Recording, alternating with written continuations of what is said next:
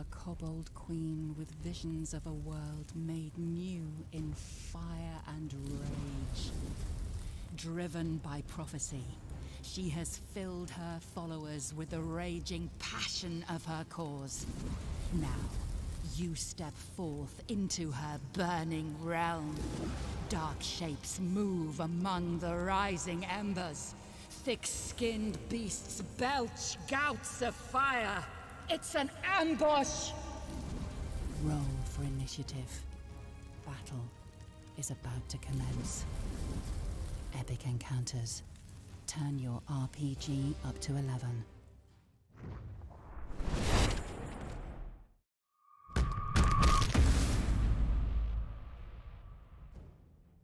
Hello, I'm Benwin Bronzebottom, celebrity dwarf and video game enthusiast, and this is my sidekick, Crowy. Hello. Quiet, you. I'm here to tell everyone about Idle Champions of the Forgotten Realms. It's a Dungeons & Dragons-based strategy game from Codename Entertainment.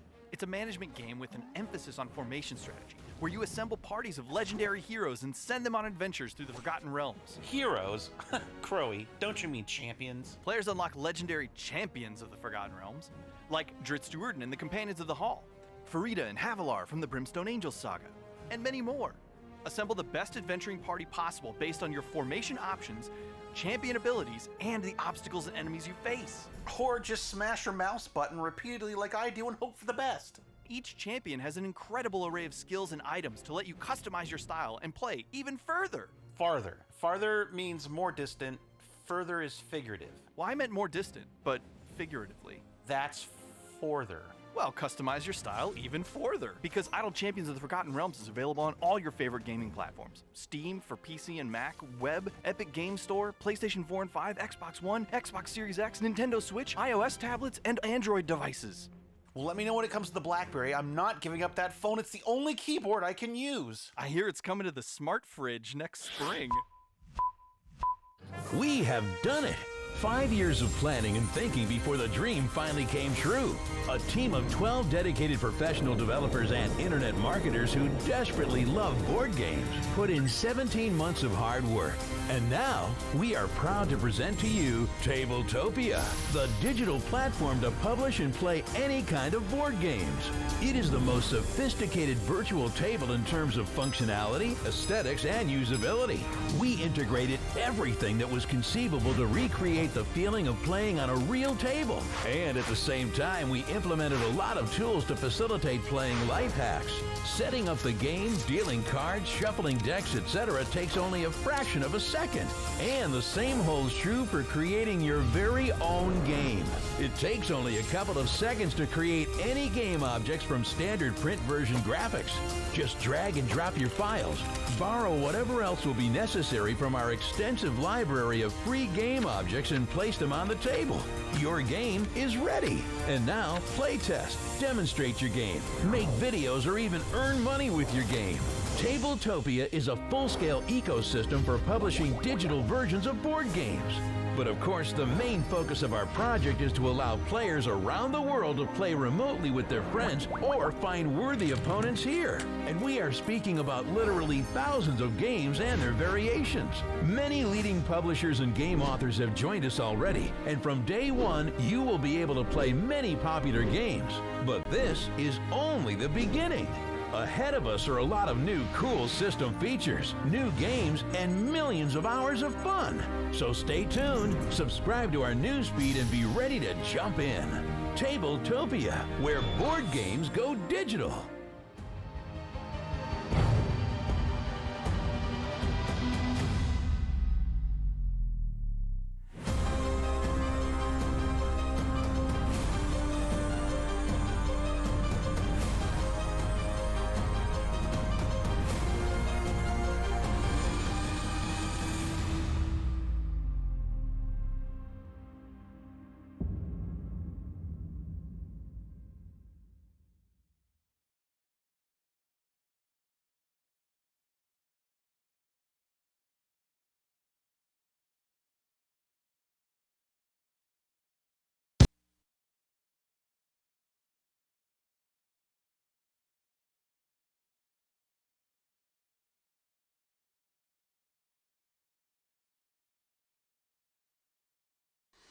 So Krull is not your average turtle.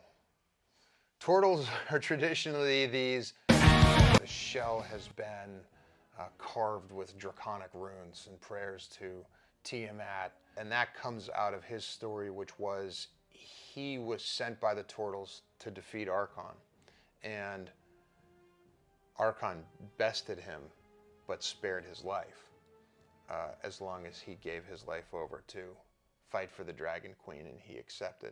And since then, it's this kind of fear, but he's also a fanatic now. And I think, but yeah, I think a lot of what he does is rooted in fear. You know, I wouldn't say there is a part Renfield to him. And another pop culture reference I would make would be like a Dr. Mindbender.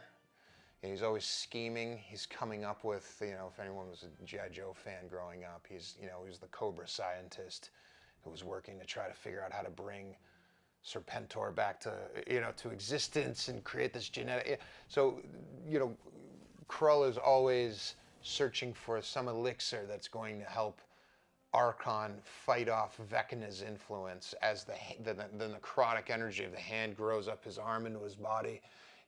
Krull has commissioned some group of adventurers to bring him back a baby unicorn horn that he's going to grind up into a powder that he's going to feed to Archon somehow and stave off the necrotic energy.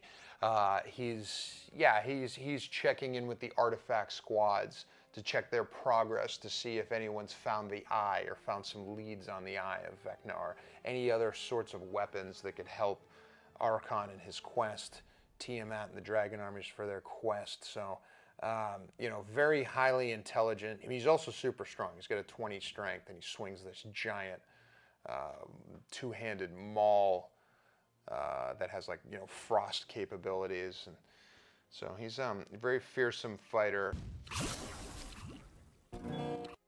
Always surrounded by the dead, and he wears this white, like a white grease paint over his face, so that he looks like a skeleton. Like you would think he was undead at first glance, but he isn't. It's if that could give him some sort of advantage over an opponent that stumbled upon him. But there's always these zombies and whites and the undead around him. He's always experimenting on the dead.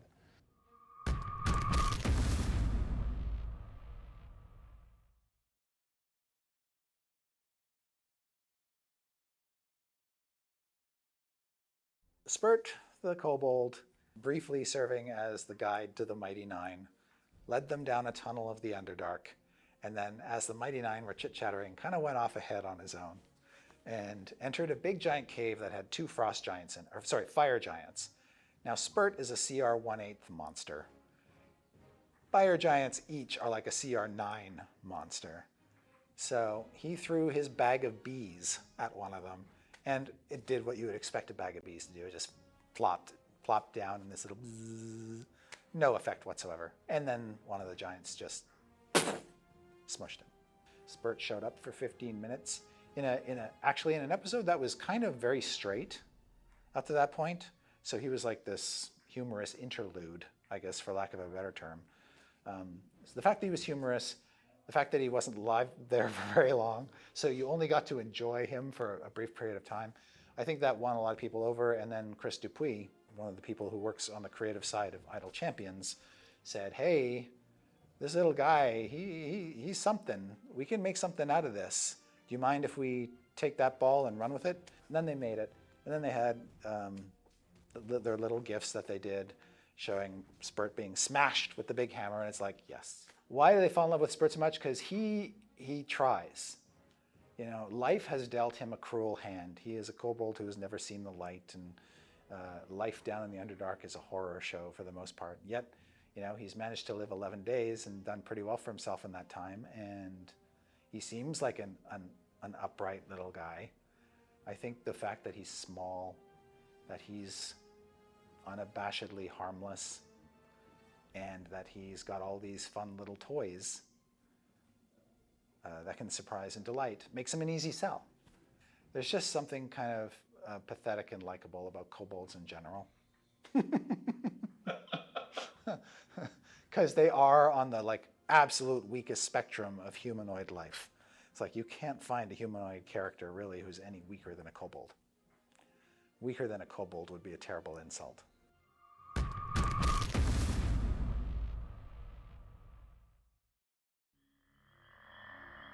The acrid stench of decaying animals and rotten trees overwhelm your senses.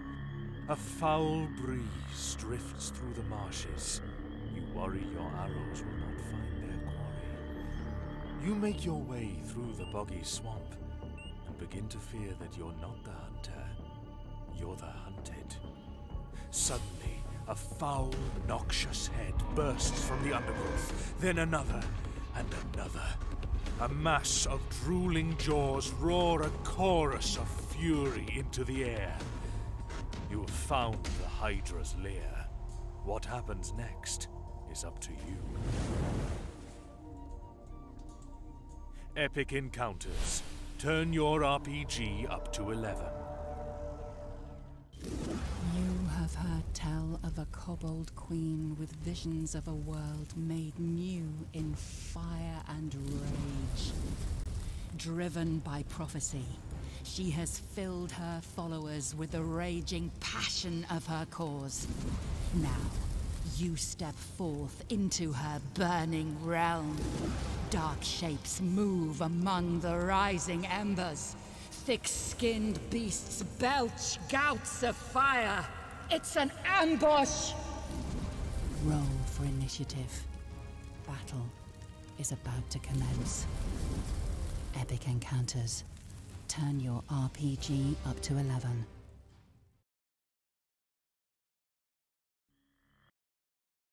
The scent of sulfur is thick in your nostrils. The stalactites shudder above you as the huge red dragon beast rises from its pile of golden treasure. Something you can only describe as a grin splits its elongated head. Enormous teeth glittering in the dull amber glow from the lava pools. You ready your weapons as it prepares itself to strike. Roll for initiative. Battle is about to be joined. Epic Encounters. Turn your RPG up to 11.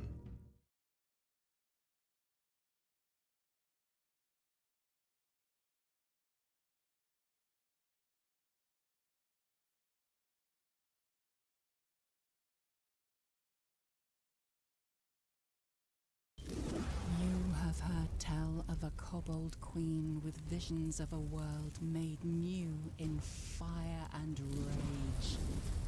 Driven by prophecy, she has filled her followers with the raging passion of her cause. Now, you step forth into her burning realm. Dark shapes move among the rising embers. Thick-skinned beasts belch gouts of fire. It's an ambush! Roll for initiative. Battle is about to commence. Epic Encounters. Turn your RPG up to 11.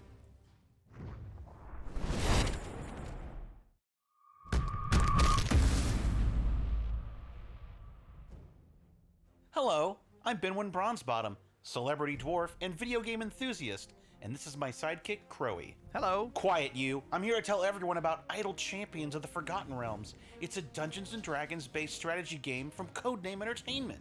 It's a management game with an emphasis on formation strategy, where you assemble parties of legendary heroes and send them on adventures through the Forgotten Realms. Heroes?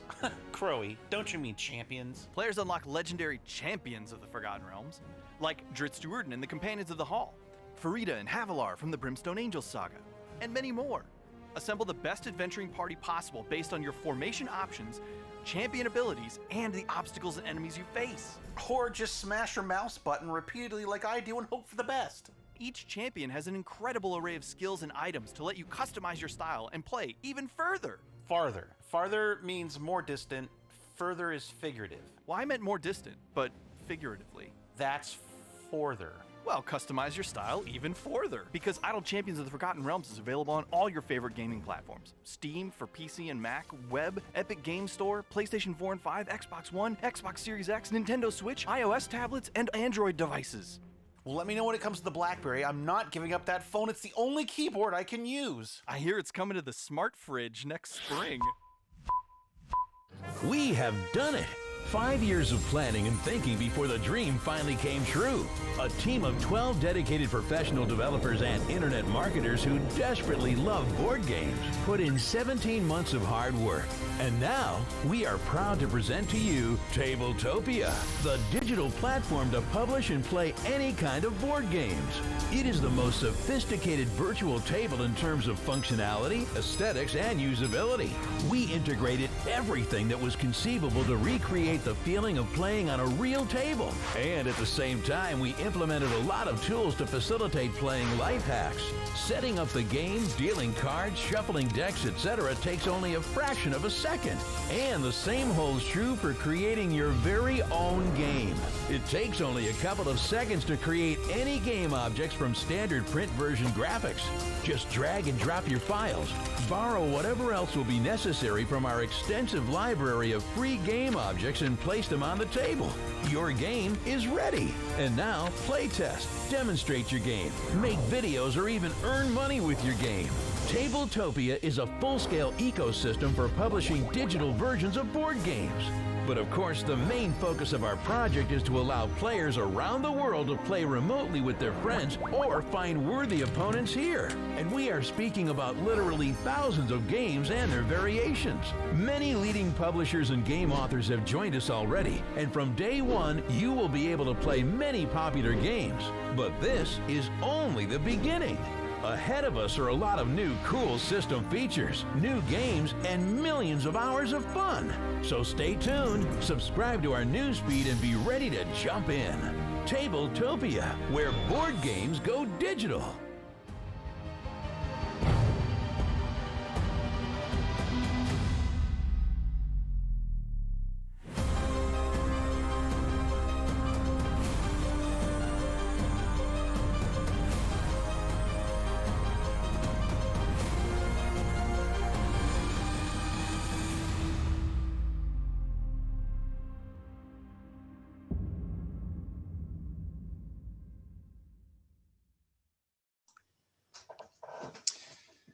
Hello and welcome back, GaryCon goers. My name is Luke Gygax, your host for GaryCon 13. I'd just like to thank our sponsors who are making it possible for us to bring us this great content over the GaryCon weekend on all of our Twitch channels. So thank you to my friends at Steamforged Games, the makers of Epic Encounters, as well as Idle Champions of the Forgotten Realms. Today I'm speaking with iconic game designer Steve Jackson. Hi, Steve. Thanks for taking the time to be here. My pleasure. Great. So when I was doing a little research on you, the thing that jumped out at me is I just really want to know, what made you want to start Games Workshop in 1975 with John Peake and Ian Livingstone? Evil spirits. What's that? Evil spirits. Oh, that's the British guy? American Steve Jackson. Hold on. American Steve. Okay. All right. Well, that was embarrassing. Steve Jackson, the American Steve Jackson. We're here with the American Steve Jackson, who's been active in the gaming community also since the 1970s, just like his British counterpart, Steve Jackson of Games Workshop. He is the founder of the eponymously entitled games company, and his list of design credits is at least as long as my arm. But just a couple that you may be familiar with are GURPS, the generic universal role-playing system, Car Wars, which was a favorite of mine in the 80s, probably, I'm going to guess it was like 1982, 83 to probably 86 or 87 that I played a bunch of Car Wars. And then, of course, Munchkin. I think everyone has played Munchkin at a convention. Every gamer has probably played Munchkin at a convention. Steve has numerous awards throughout his career, including several Origins Awards, and he was the youngest designer ever inducted into the Origin Awards Hall of Fame. So quite a storied pedigree that you have there. And thanks for being a good sport about pulling your leg about being the other Steve Jackson. It really is a pleasure to speak to you today. Well, it's good to be here. Yeah.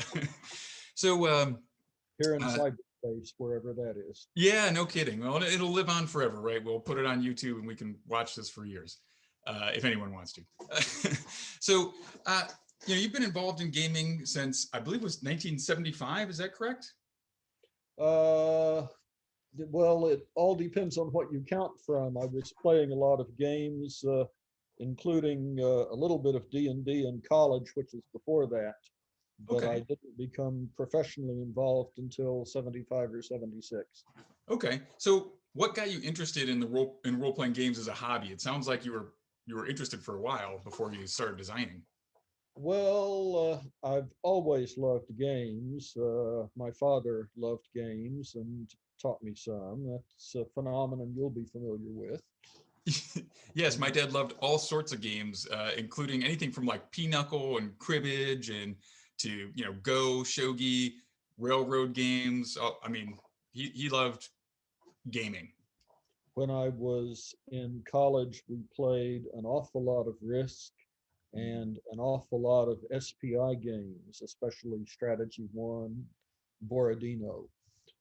And when I left college, I got into a gaming group at UT Austin, and just one thing kept on leading to another. Yep. And when did you kind of figure out, or when did you know that this was more than just a hobby for you? This was something that you were going to pursue and this is how you were going to make, put food on the table. Well, last week, no, it was before that. That would probably be about the time I dropped out of law school and said, no, I'm not going to be an attorney. I want to make games. All right. So, yeah. So you were studying to be a lawyer and you decided you're going to make games instead. I don't know. I think you probably brought a lot more happiness to the world as a game designer than you may have as an attorney. But I think. Well, I would like to think that I would have been on the side of good, but then I'd like a pony too. So who knows? Yeah, exactly. So so you made that decision. You said, hey, you know what? I'm going to go and be a game designer. What sort of games influenced you the most? And if it's hard to pick one or it's changed over time, maybe select the top 2 or 3 that you think were the most, made the most impact on your style and how you shape games and design. The first strong early influence would definitely be the SPI style hex map war games. My first design was Ogre, which was a title that could have come from SPI. It just didn't. And I still believe that SPI got an awful lot of things right. Between James Dunnigan's insistence that rules cover all possibilities and Redmond Simonson's always making sure that the graphics of the game served the ends of the game. I mean, those two are both really people to emulate and good, strong influences. I always remember seeing Ogre in the Dungeon Hobby Shop when my brother was managing it. And this was like 77 maybe or something like that. I'm guessing it was back a little while ago. 77 would be when it came out. Yeah, that was when it was new. Yep. So yeah, and I think it came in a little plastic bag or something that said Ogre in there. And then there was Ogre GEV, right? Mm-hmm. And I'm not sure if that was just like like something that came right after that. I'm always curious. I should have looked it up. GEV was a supplement, and then later there was a combined set that had both of them in there. Okay. Because Ogre is you make a game, you make a supplement, you combine them, then you have to make another supplement, then you go mad. This sounds like some theory for all of you aspiring publishers out there. This is how you do it. He's giving you some great tips. So if I remember right, Ogre was about giant robot tank kind of things, right? It would be like a planet destroyer that would just come down and like squish the whole, destroy all resistance or whatever. Like, wouldn't be a planet destroyer, but it would be a great city destroyer. Yeah. Sorry. Yeah, it's like a giant, huge, like tank as big as a city block with lots of different parts and guys. The planet destroyer would be the Berserker robots that Frank Saberhagen wrote about. Flying Buffalo did a good game about the Berserkers. Okay, yeah, I remember. Yeah, Fred Cyberhagen. That was on my dad's library shelf as well. I read a few of those books. That's pretty cool. But Belongs on everybody's library. He was a great writer. yeah, it's good. Good guy. I never don't think I ever got to meet him. All I got to He meet. was a nice man. You Yeah. know, for somebody who wrote about planet destroying robots, he was just the sweetest, kindest guy. Yep. I think probably the coolest author that jumps to mind that I got to meet was Piers Anthony, who I really enjoyed his work too. The Xanth stuff and everything. He was great. I And a was very nice man. always surprised that there was never, while D&D was independent, there was never an official Xanth supplement because that would have gone so well. Yeah, that would have. I mean, gosh, we should. Yeah, we need to get a time machine and go back and make that happen. That would have been really cool. But maybe there's something that we can do still, or something in that vein that would still scratch that itch. So you were working for some other companies. I think it was you started off in oh my gosh, metagaming. Started with metagaming. That's right. Metagaming. And then at some point you decided to strike out and form your own Steve Jackson Games that's been going strong since I think 1980. So what did you envision with Steve Jackson Games, and why did you decide to go out and do your own thing? I wanted creative control. I wanted to be able to shape more of the way the games came out. And the only way to make sure that you do the proofreading and the proof checking after it goes to the printer and so on is to be your own boss. So if you want something done right, you got to do it yourself. More like no sane boss will let the designers get back in at that stage because they will find more things they want to change. Yeah, you're right, because you're never done kind of tinkering and fine tuning it, but at a certain point Right. there's deadlines and you got to kick it out the door, let go of that baby, let it The fly. only way to have that is to just personally take responsibility for the consequences. And the consequences are the game's probably later than it should have been. I think people are more tolerant of that now with Kickstarters because, or at least Kickstarters train people to be a little bit more tolerant with that because people oftentimes bust their timelines that they put out. So there's a great saying.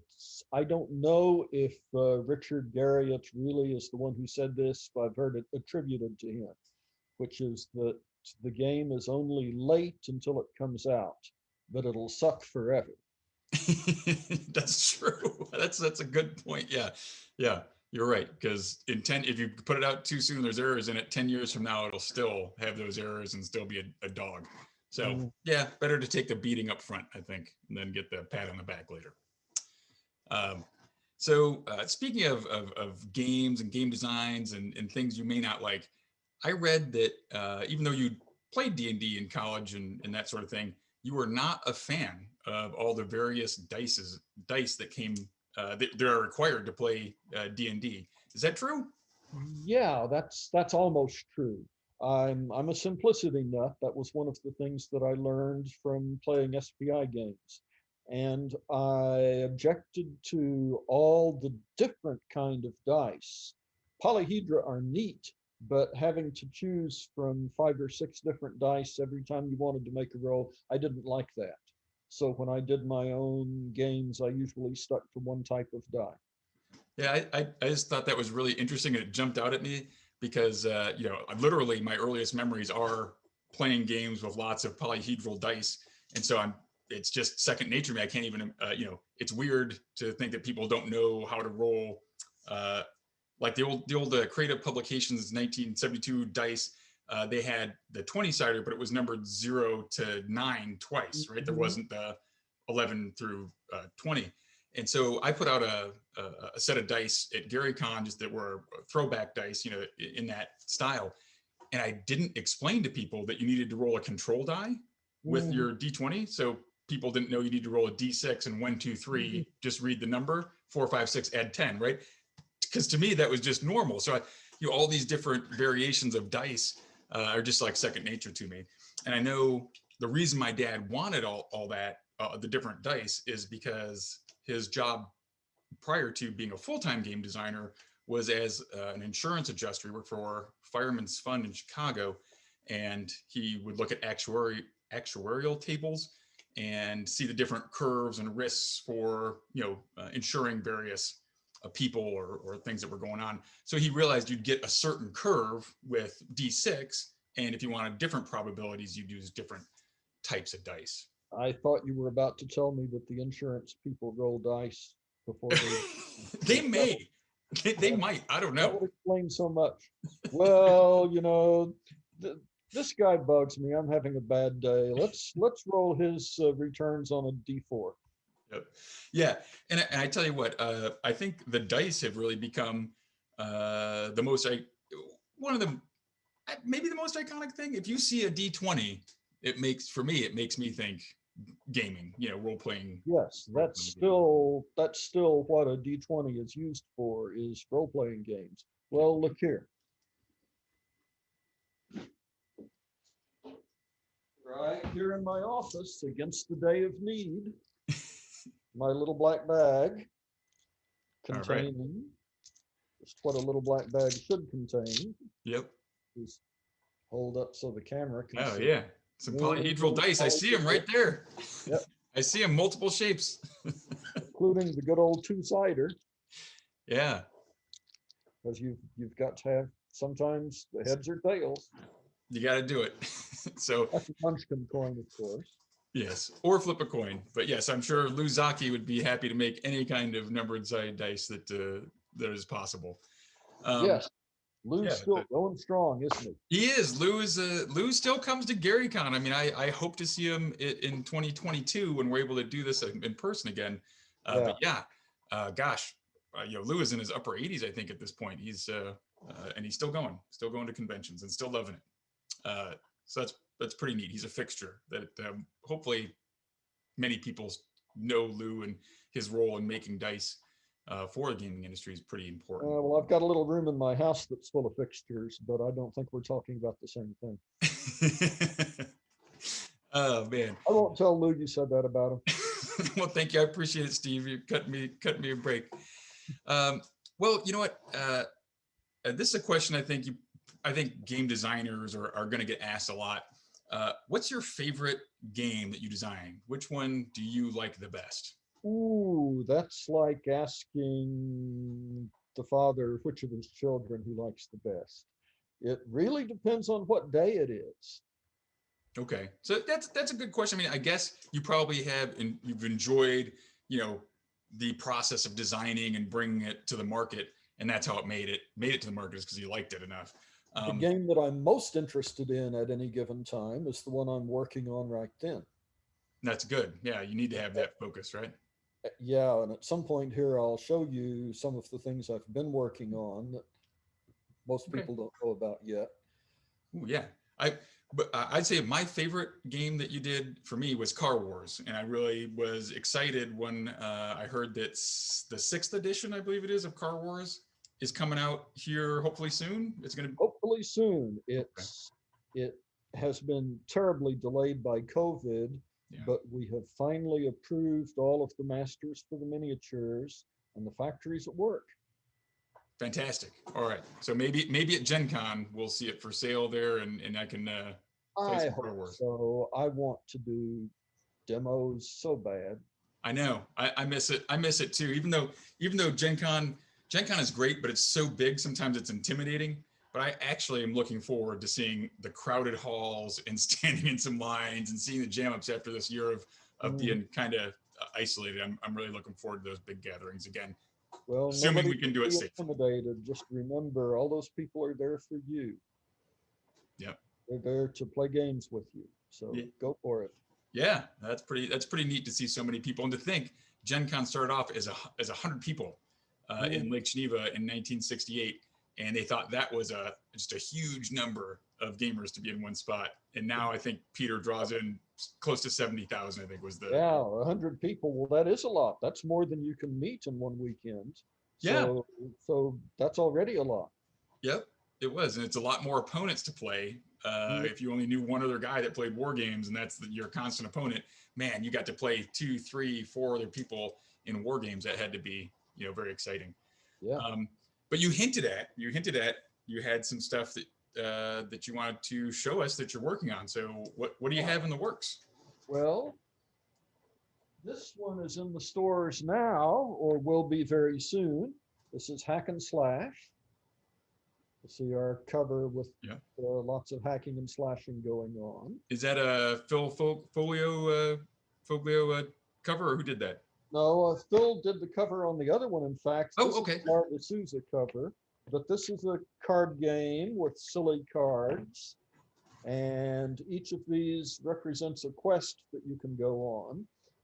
Each player is the boss of the Guild of Adventurers, represented by all of these stylish little red meeples. And you get lots of meeples. Yep. And you get to decide whether you're going to go on easy quests or hard ones and keep your guild intact, or take the big risks and hope for a lot of points at the end of it. And that's a very simple game. This is one you play before everybody shows up. It's a 10 or 15-minute game. Sometimes those are my favorite though, because that's when you grab a beverage and you're waiting for the rest of the crew to show up or whatever, and you just have some small group time with some of your friends after the week or 2 weeks or whatever it's been, or months. That you hit. It's a fun little game. Sam Mitchke and Philip Reed were the designers on that, and my part was to make the cards silly, and I can do silly, so that's what we did. We have, there's one here you'll get a big kick out of. Let me just find it here, because it is a reference to something that you grew up with. It's probably at the bottom of the deck.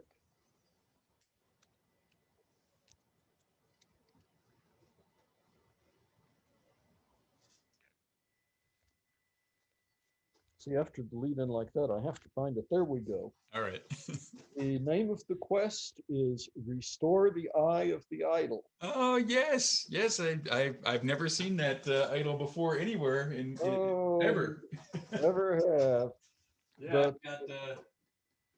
so I put this on top of a cake that we did. Oh, cool. Yeah, so that was neat. When we did Founders and Legends, which is near my dad's, we actually did the Founders and Legends 2 on his birthday. So we got a birthday cake to remember him, and we put that on top. It was pretty cool. But apparently stealing that eye turned out to be a very bad idea, because now the heroes in Hack and Slash have got to put it back. Put it back. There's too much curse, too much evil has come out. And the other one here, this is a classic game. This is the 9th edition. Wow. That one that I have played since I was just getting into gaming is Wiz War. And Tom Jolie let us put out a new edition of it that, if you recognize the art style there, that's Phil Folio. That's Phil Folio. Yes, yep.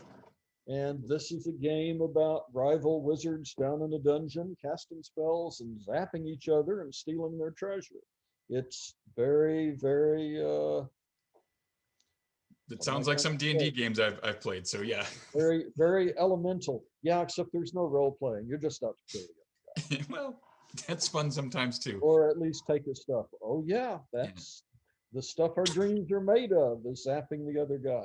That's right. Wiz War, Kill Them with Fire. I think I love the subtitle. That's probably my favorite subtitle. It's pretty good. And the maps look like this. Okay. And they're different on the back. Okay. And the middle is a punch out. So everybody picks which map is going to be their own base and put their color in the middle. Aha. But they have no say on what the other maps are going to look like, so that automatically randomizes itself. I see.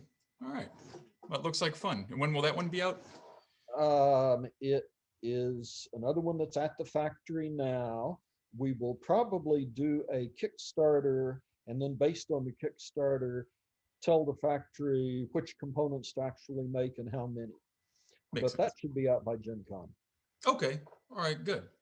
So not the product, but the Kickstarter. Oh, the Kickstarter. Okay. Right. Yeah, that's going to take a little bit longer to get through. So like I said, you've been around for a couple of years in the gaming industry. And you've seen, couple. yeah, you've seen it go from a pretty small niche into something that's pervasive throughout pop culture, and no one is really shocked if you talk about gaming. People understand what you mean for the most part. Uh, so what do you think? Do you have any predictions for where we're going to head, where gaming is going to head the next 10, 20, or even 30 years? Well, I know where it's not going to head anytime soon. The computer is not going to replace the game master, and the computer is not going to replace your play table all the time. We're seeing things like Roll20 out there, and they're beginning to get better. We've also seen that you can play Theater of the Mind style over Zoom and not need a tabletop at all. Um, so the computer aids are going to get more and neater, but you're still going to want a game master. I think I agree with you. I think that human element is so important, and even unless we can get some sort of AI that is indistinguishable from a human, and even then, It'll want to play. yeah, yeah, I don't know. I agree with you. I can't see a future in any that I'll certainly see where we won't have face-to-face gaming, and certainly augmented by, like you said, various tools that'll make the job of game mastering easier. But you still want to. I still personally prefer to see my players face-to-face and be able to, just kind of get that human interaction in there. You need the human interaction, and humans give you an off-the-wall cleverness that it's going to be a long time before we can code that in. Yep, I think so. I think we got a long future of gaming together around tables, virtual and otherwise. So, yeah. I mean, you can program a computer to deal with running away from a dragon, or fighting the dragon, or any one of the obvious things. But if somebody says, "I've got a pie in my pack," I throw it at the dragon, you just blew up your computer. Yeah, that's right. What is that? What's that going to happen? What does that do? But the GM knows to say what flavor. The dragon likes lemon.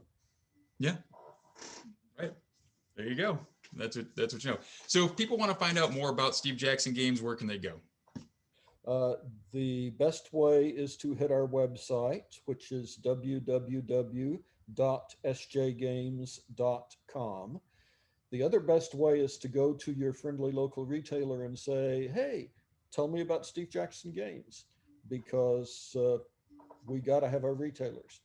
Absolutely, and we definitely need to have our we need to have more and more small game shop stores alive and going after coronavirus. That's a very good idea. Go down there, say hi to your shopkeepers, spend a little money, and keep them in business. That's a great message. Because that's where you will meet people in between conventions. 100%. Well, thank you very much for taking the time to talk to us today, Steve. I really appreciate it. It's been a pleasure. Thank you for having me. Yeah, absolutely. Yeah, it's been fun. Yeah, for sure. All right, everyone. Stay tuned for more great content coming up at GaryCon 13. We'll see you later. Bye all. All righty.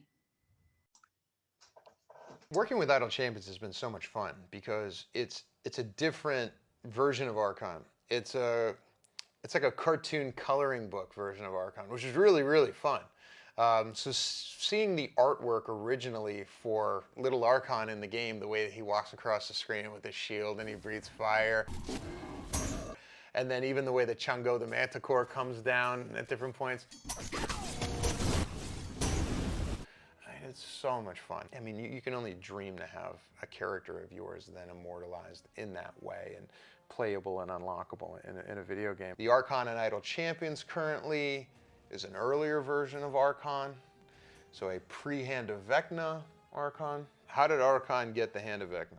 Archon was sent out by Tiamat over the course of a decade to go and retrieve artifacts for her. So Tiamat would appear to Archon in dreams, and she would reveal to him the location of a great weapon that could help him, or a great suit of armor. Like the axe that he carries belonged to a general of Asmodeus and was buried inside of this tomb. And so Archon went on this adventure to find that axe of Asmodeus.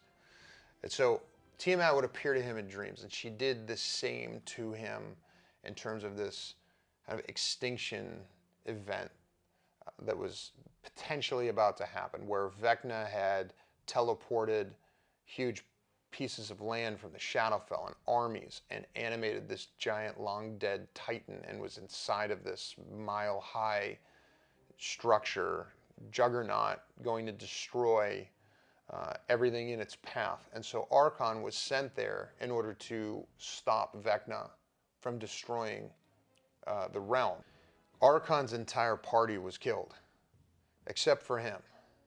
And he wound up using his charisma to become assimilated into another group that shared the same primary objective, which was to kill Vecna and destroy Vecna and stop Vecna from taking over the prime material plane.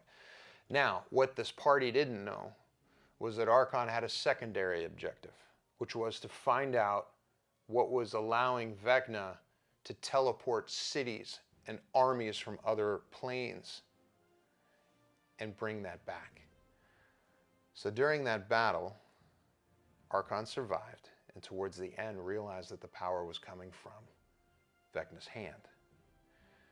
So when the battle was won, one of the members of this party that Archon joined was going to die.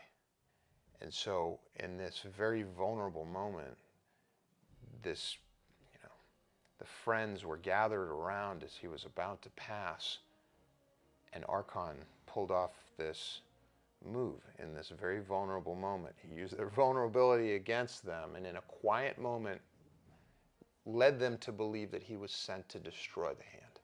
And he had the power to do so in this axe. And when he raised his hand up and whispered a prayer to Tiamat and everyone looked on, he swung the axe down, chopped his own arm off, replaced it with Vecna's hand, and teleported away. He teleported to Krull, who was waiting for him, who healed him from the battle and opened a door to Avernus, to where Archon went and then had an audience with Tiamat. Tiamat rose this giant tower of obsidian, volcanic rock out of hell, and this 9 layers tower with dragon heads around the top. Archon and Krull then sent for Toragar, and he met them there, and this army formed, this dragon army formed around Archon, who was this champion who had returned with what the dragon cult and the dragon armies believed was the actual cure for Tiamat's imprisonment, that finally someone was going to come along with the power to free her. But Archon needed time to figure out how to use the hand and how to unlock its power.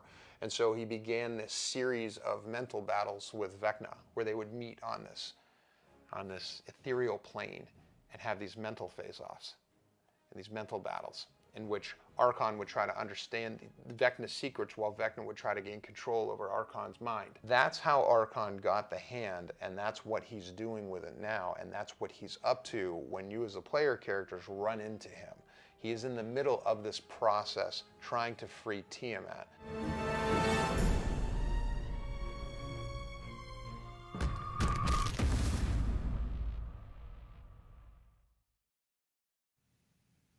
Hey, how's it going? I'm Jason Charles Miller, and today I'm going to be your musical intermission, or interlude, if you were.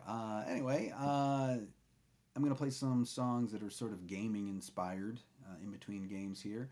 And this is one that I wrote with my friend Amy Vorpal for the show Foreververse, right after we had played a game of 7th Sea. This is called In This Town.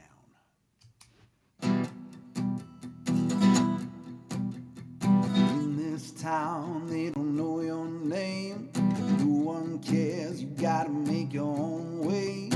After every word that you say in this town. In this town, people pass you by. They'll look at the ground before they look you in the eye. You can't tell the truth from a lie in this town. In this town.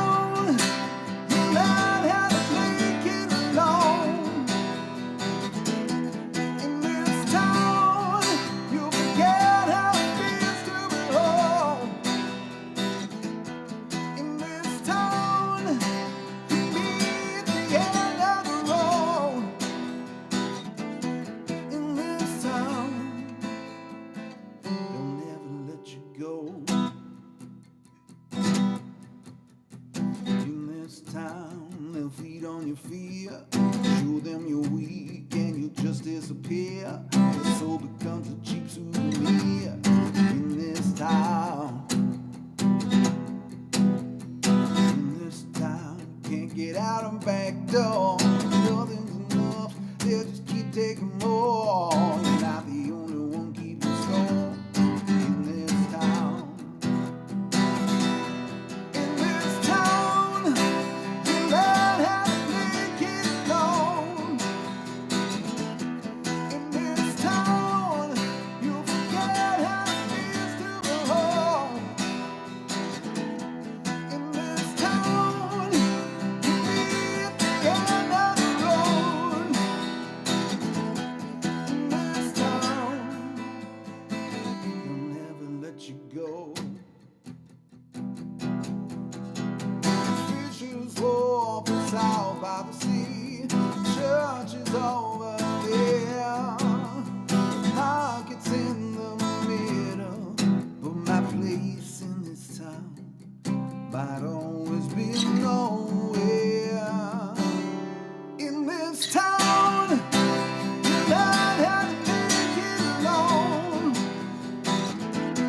In this town, you forget how it feels to be home.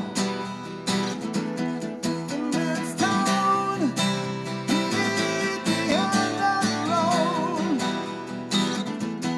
In this town, they'll never let you go.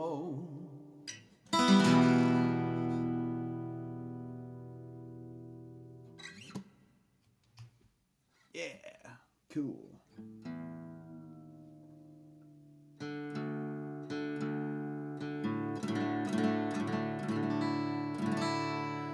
For this next one, I thought I'd play one. This is on my album Uncountry, and the song is inspired kind of equally by the gold rush of 1849 and the Fellowship of the Ring, when our heroes go to the old forest and have to battle the tree. This is called The River.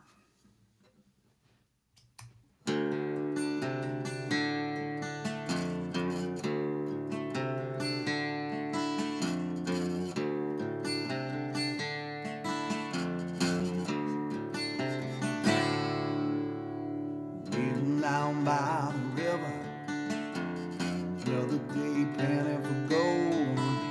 Can't even remember what I got to sell my soul. Well, it's all kind of blurry, can't see through the haze.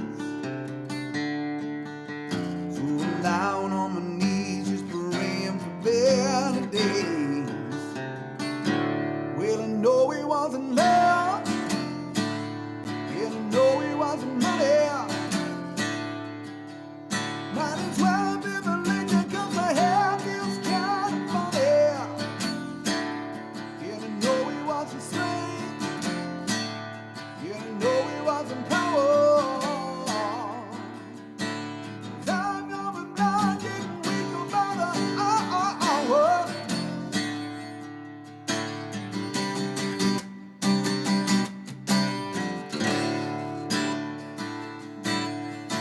Oh, it must have been the river, 'cause it keeps calling me back home, back home.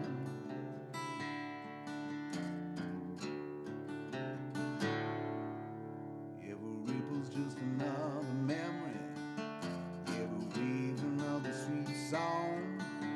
About the years gone by and the tales are right and wrong. So I looked into the world, yeah, I looked down deep. And the darkness looked back and said the soul is hard to keep. Yeah.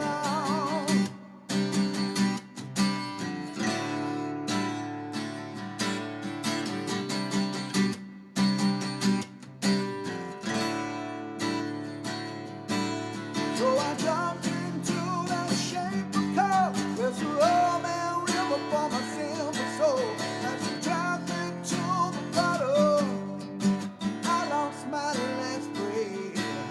Then I put him in a stranglehold, and I dug him out of that deep dark hole, and I ripped my spirit from his willing hands.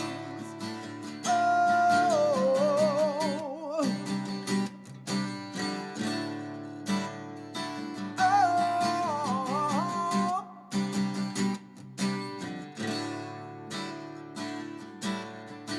oh, you can't trust that river.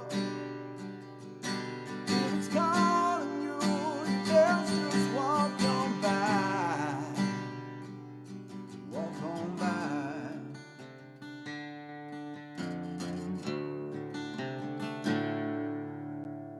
Kneeling down by the river, running away from the shore.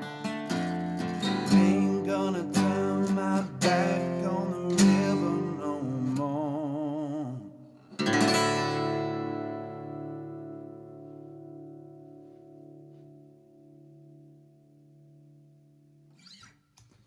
All right, well, I will be back later. Thank you to Luke Gygax for organizing Founders and Legends. I hope you guys are having a great time.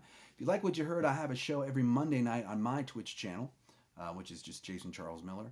It's called Miller's Music Mondays, and I have new music guests every week, sometimes from mainstream music to everything in between. And then I have a songwriting show on the CNE Games channel for Idle Champions, and that's every Tuesday at 1 p.m. These are both Pacific time, so 7 p.m. Pacific on Monday, 1 p.m. Pacific on Tuesday. Thank you so much. I hope you're enjoying this great day of gaming, and I'll see you soon.